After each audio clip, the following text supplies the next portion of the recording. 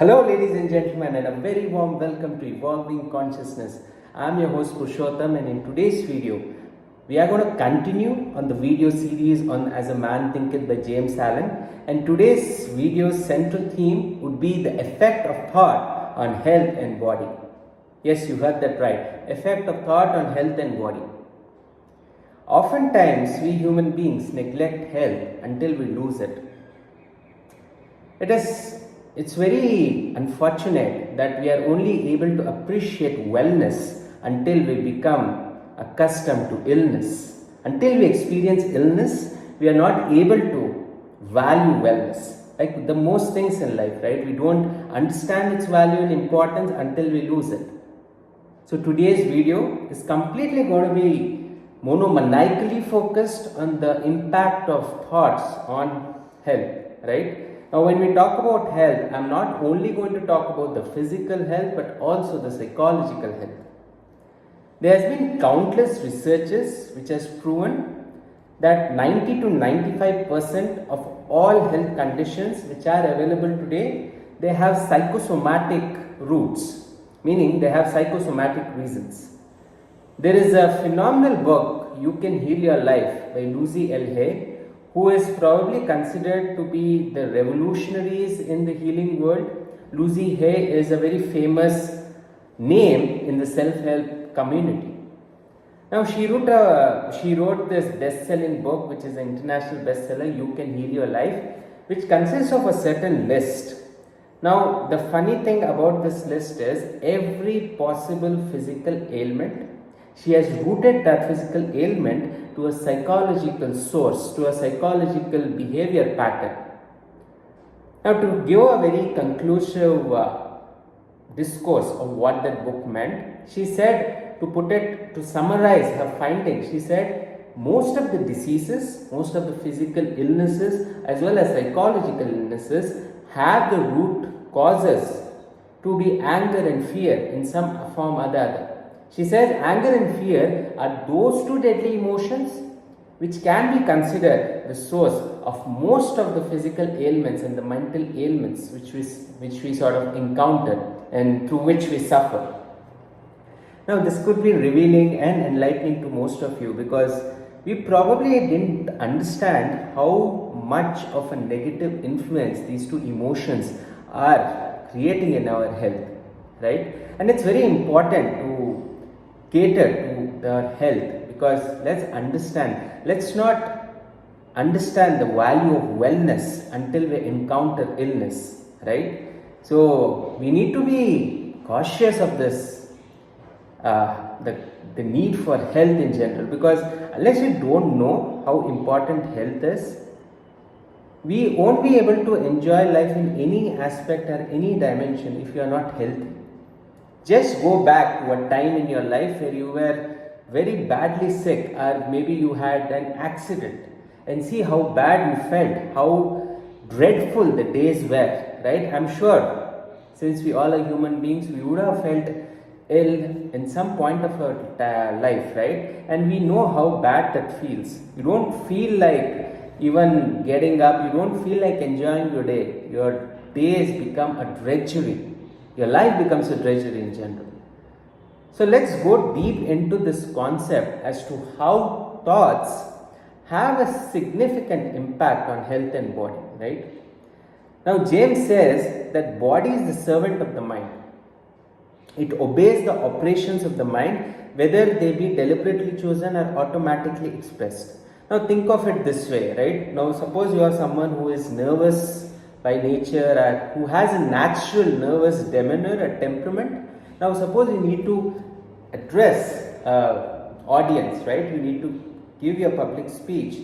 Suddenly you start having a certain palpitation in your body. Suddenly you start sweating or you start feeling thirst. Now why is all this happening? This is a very pragmatic evidence of how thoughts impact your body. Your thoughts are impacting your body at a subtle level, also at a gross level. Now this is a very practical, palpable and a more visible manifestation, but there are subtle manifestations as well. There is a hormone called cortisol which is released in the body, which is called the stress hormone. Now, most of us, when we encounter stress or any situation which has the elements of stress, we come to this flight or fight response, wherein cortisol stress hormone is released in our body so that we are able to cope with it. But in the process, cortisol damages most of our organs, right? Because most of our scenarios of stress are psychological. We probably are not living in an era where we have a death threat or we have a life threatening issue, but we are so accustomed, we are so used to getting stressed out that cortisol is released, and that release of cortisol is damaging every cell of our body. There are huge researches, there are innumerable researches which say that every cell in our body has a memory, in the sense that every thought which you think has an impact on every cell of your body. They have said that one of the most important psychological reasons of cancer is resentment. It might be alarming and enlightening, but research has proven that people who have a lot of resentments, ill wills, grudges, which they have harbored over a period of time or a long period of time, they are more prone to this fatal disease of cancer. Now, if you look at it, right, how important it is to think the right quality of thoughts, because right quality of thoughts are directly harming you. If you are someone who respects yourself, if you are someone who loves yourself, right, because let's understand what true self-love is. True self-love is not fooling around and clicking selfies and just wasting your time. True self-love means that you completely are devoted to the upliftment of your body, mind and soul in a more positive way, right? You'd say no to the things which don't serve you or which have the potential to create a detrimental impact to any of these three dimensions, whether it's your body, mind and soul. If you are someone who truly loves yourself, or if you are someone who truly respects yourself, you will be aware of how powerful your thoughts have an impact on your health and body. And we will stop justifying our negative thoughts, because oftentimes we say that we are justified in feeling this way. But we need to realize one thing, that feeling a particular way, feeling a negative way, is not going to help you out, help you come out of that situation, right? And most often our reactions are exaggerated. Our mind makes it a big issue, while initially it was a small issue. And when we understand the threat to health, we start becoming more serious about the quality of our thoughts. And I will highly recommend that you go through that list which was published by Lucy L. Hay in a book, You Can Heal Your Life, and you will be absolutely amazed and appalled when you will look at that list, because you will realize that most of the psychological root causes of those physical ailments which she mentions in that book, they are somewhere true. If you are honest to yourself, you will realize that most of the cases, most of the times, what she has sort of jotted down or mapped is correct. Right? Now let's come back to the concept that James is talking about. He says disease and health, like circumstances, are rooted in thoughts. Sickly thoughts will express themselves through sickly body. Thoughts of fear have known to kill a man as speedily as a bullet. Now, it is Vivekananda put it so well, right? He said, weakness is sin. Yeah, he considered weakness as sin. And he always said that never fear. From a spiritual standpoint, he did say that fear no one, death is a change of costume. Even though you don't subscribe, even if you are someone who doesn't subscribe to the philosophy of spirituality, understand this, that fear is something which petrifies your nervous system. And fear is not serving you.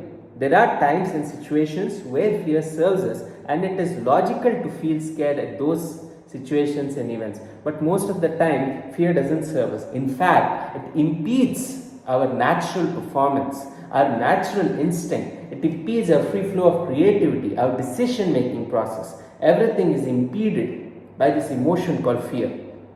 And as Lucy also mentioned, anger and fear are the root source emotions, root causes of all the possible physical ailments. Now let's go back. Anxiety quickly demoralizes the whole body and lays it open to the entrance of disease. While impure thoughts, even if not physically indulged, will soon shatter the nervous system. We all know what impure thoughts are, so I'm sure you have common sense to comprehend what impure thoughts mean. So they have the potential to shatter the nervous system. Strong, pure, and happy thoughts build up the body in vigor and grace.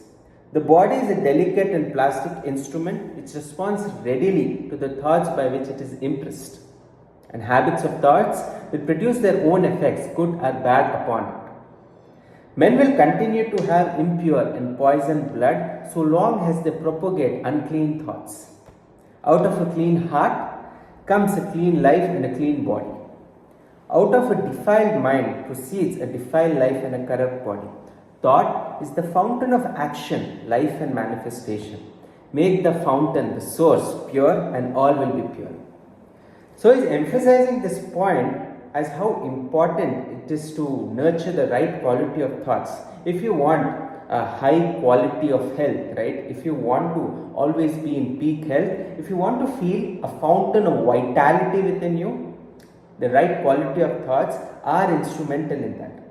Now, even if you look at people who have been living a very spiritual life, right? Having a spiritual lifestyle, you'll notice something very peculiar about these people. They'll always have a glow in their face. There is a palpable aura which surrounds these people. Now there are so many people, right? Like if you talk about Gaur Gopal Das of ISKCON, Amog Leela Prabhu of ISKCON, Brahma Kumari Sister Shivani, if you just look at them, and if you also look at Eckhart Tolle, right, the person who wrote the phenomenal book The Power of Now, all these people have a serene demeanor and their face looks so young, even though they are aged, but they look 10 years younger. Now the reason is the quality of their thoughts are pure in nature. When I talk about pure, right, it's basically, it's not something that is very lofty. Pure thoughts necessarily means thoughts which are peaceful, happy, thoughts which are cheerful, thoughts which don't have any trace of grudge, resentments, envy, hatred, right? Thoughts which are devoid of these qualities. Now he also says something very beautiful. He says change of diet will not help a man, will not change his thoughts. Most of us think that if I change my diet, probably my health will improve. But what we fail to acknowledge is change of diet will help us, but it's not necessarily going to change the quality of our thoughts. Sure, it is said, Jaisa an vaisa man, meaning the quality of food you eat has a direct impact on your mind. But that can only serve as a helping point. That is not the only thing which is going to change your mind, right? The right quality of thoughts, the right mental diet is also instrumental in creating that mental habits, right? So it's not only change of diet which is going to help you. Sure, it's going to assist you in creating the right kind of thought, but that alone will not serve as a potent way to change the quality of your thoughts. So he says that your mind determines your health, because the mind has an impact on your body and your body directly impacts your health, right? Makes sense. He says if you protect your body, guard your mind. If you renew your body, beautify your mind. Thoughts of malice, envy, disappointment, despondency rob the body of its health and grace. A sore face does not come by chance, it's made by sore thoughts. Wrinkles that mar are drawn by folly, passion, and pride. I know a woman of 96 who has the bright, innocent face of a girl. I know a man well under middle age whose face is drawn into inharmonious contours. One is result of a sweet and sunny disposition, the other is the outcome of passion and discontent. Now, basically he says that age is just a number, right? And it's also said that face is the index of the mind. The more peaceful you look, the more peaceful your face looks. That means you have been harboring or harnessing the right quality of thoughts. Now this is a very practical and a very straightforward way of putting it, right? And he says that age is just a number because your thoughts ultimately reveal your character, and your character reflects on your face and your health and overall well-being, right? Now, as you cannot have a sweet and wholesome abode in the sense home, unless you admit the air and sunshine freely into your rooms. So a strong body and a bright, happy and serene countenance can only result from the free admittance into the mind of thoughts of joy and goodwill and serenity. Now, it's very funny that some people, probably they have an understanding that happiness needs to be get from outside, right? Outside things will make you feel happy. But these are the people, if you look at their medical history, they have a lot of issues. They have heart ailments at the age of 30, right? Because they have not understood or fully captured the true essence of happiness. True happiness is not coming from outside. True happiness is from within. And once they realize this, and people who are serious and they understand the gravity of this concept, they will start looking for sources of happiness from outside, because they will realize the fountain of happiness is from within. And once they realize that, all the positive manifestations, all the positive thoughts will be a natural offspring. They don't have to struggle to generate that. It will become a natural outproduct. Now he says, on the faces of the aged there are wrinkles made by sympathy, others by strong and pure thought, and others are carved by passion. You cannot distinguish them. With those who have lived righteously, age is calm, peaceful and softly mellowed, like the setting sun. I have recently seen a philosopher on his deathbed. He was not old except in years. He died as sweetly and peaceful as he had lived. There is no physician like cheerful thought for dissipating the ills of body. There is no comforter to compare with goodwill for dispersing the shadows of grief and sorrow. To live continually in thoughts of ill will, cynicism, suspicion and envy is to be confined in a self-made prison hole. But to think well of all, to be cheerful with all, to patiently learn to find the good in all, such unselfish thoughts are the very portals of heaven, and to dwell day by day in thoughts of peace towards every creature will bring abounding peace to their possessor. Now he says that when we cultivate thoughts of ill will, cynicism, suspicion and envy, thoughts which are of toxic quality, we will probably get a superficial satisfaction in indulging in these thoughts, because ego finds it pleasing to indulge in negativity, because ego finds it tremendously satisfying to engage in negativity. But essentially we are harming ourselves, because with every negative thought a certain chemical is released in our body and we suddenly start feeling heavy, right? You can do an experiment right now to prove this point to yourself. You can just bring about the picture of someone you probably despise or someone you hate, and suddenly you feel a sense of heaviness in your consciousness, and your body functions might also get deteriorated if you sort of linger in that thought and emotion for a very long time, right? So you need to understand that these thoughts are not serving you. Whether that will have an impact on the other person or not is immaterial, but you are harming yourself, and harming yourself is not an act of self-love and self-respect. And one thing also which he mentions is, but to think well of all, to be cheerful with all, to patiently learn to find the good in all. Now this is a very difficult thing for us human beings, because we are naturally conditioned to look at the bad in human beings and people. But he says, patiently look the good in all, such unselfish thoughts are the very portals of heaven. So when he's talking about heaven, he's just giving a metamorphical sort of correlation to good health, right? And to dwell day by day in thoughts of peace towards every creature will bring abundant peace to their possessor. It's like just saying this concept of universe is an echo chamber, right? Universe doesn't give you anything, universe just returns you what you have already given it. So essentially when you indulge in these thoughts, and that concept of Sanskrit, right? There's a beautiful quote in Sanskrit which says, Yat pinde tat brahmande, meaning the entire universe and the cosmos is within you. And if you think of it in a different context, right? If you think of good about everyone, you are the person who is going to get immediately benefited, because there is a rush of positive chemicals in your system. So thinking good of others in a way is an extremely selfish act for yourself, right? Because thinking truly unselfish and pure thoughts is a selfish act, because you're benefiting. This world is filled with ironies and hypocrisies, but it's only up to us which is the hypocrisy view which we would like to capitalize and benefit from. Hope this video made sense to you. And before I end this video, I would want to just share the story of Normal Cuisine, who wrote the book called The Anatomy of Illness. Now, Normal Cuisine is an author who has written several books on the topics of health, and his most popular book is The Anatomy of Illness. So, Normal Cuisine was an American salesman, and he was diagnosed with a very horrible disease, a sort of autoimmune disease, which made him take about 50 to 60 painkillers. He had to take about 50 to 60 painkillers per day, and he was sort of always lying on the bed, right? And it so happened one fine day he had a conversation with the doctor who was treating Norman, and he said something which was enlightening for Norman. He said the root cause of all these ailments which you have right now is a certain stream of negative thought process.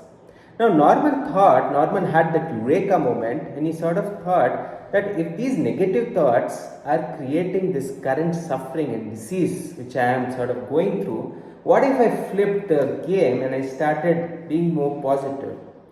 Will I be able to cure myself? So he experimented something. He sort of booked a room close to the hospital, and he sort of purchased a television, and in that television he only used to watch comedy shows, right? And in the process of comedy shows, in about a month's time, he was able to completely cut down his painkillers by half, and eventually he was able to completely cure his so-called incurable disease. Now, there cannot be much better evidence than this particular story as how powerful our emotions and thought processes can be. And if you are not alive, if you are not healthy, then probably you are living a dead life, right? You cannot do anything of value and substance, and even you cannot enjoy your current life if you are not healthy. So I hope this video brought about a fresh sense to look at thoughts, because normally we correlate thoughts with only achievement, success, abundance, manifestation, but we also need to understand how thoughts have a direct and indirect impact on our physical health. The very root, the very foundation through which our life is based upon. So I hope this video brought about a new understanding of thoughts and health in general. And if you really enjoyed this video, don't forget to like, share, and also subscribe to my channel if you are enjoying the genre of content I am sharing on this platform. Thank you so much for your time, and I'll meet you in the next video. Bye.